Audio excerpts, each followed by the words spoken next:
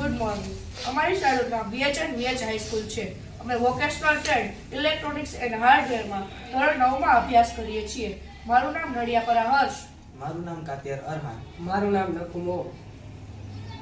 આજના સમયમાં ઇલેક્ટ્રિક વ્હીકલનો વધુ ઉપયોગ થઈ રહ્યો છે, જેના કારણે ઇલેક્ટ્રિક ચાર્જિંગ પોઈન્ટનો જરૂરિયાત પણ વધી રહી છે. જેમાં કાર એ 40 થી 45 કિલોવોટ જેટલું પાવર કેપેસિટી ધરાવે છે. તે 1 થી 1.5 કલાક જેટલો સમય લઈ શકે છે. આ જરૂરિયાતોને ધ્યાનમાં લઈ અમે વાયરલેસ ચાર્જિંગ પોઈન્ટ નામના પ્રોજેક્ટની રજૂઆત કરીએ છીએ.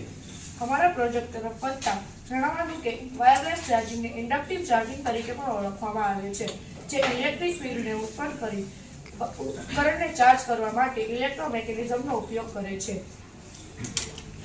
વાયરલેસ ચાર્જિંગ અને પરંપરાગત ચાલી આવતા ચાર્જિંગમાં મુખ્ય તફાવત એ છે કે વાયરલેસ ચાર્જિંગમાં ભૌતિક રીતે ચાર્જિંગ સ્ત્રોત સુધી કનેક્ટ કરવાની જરૂર રહેતી નથી.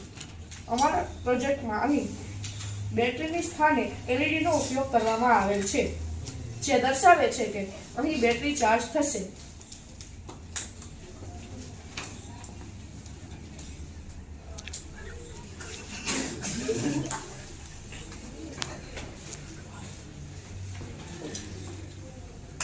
સાધન સામગ્રીમાં અમે અહીંયા એક બેટરી, સ્વિચ, કોપર વાયર અને NPN ટ્રાન્ઝિસ્ટર અને 10K રજિસ્ટર વાપર્યું છે.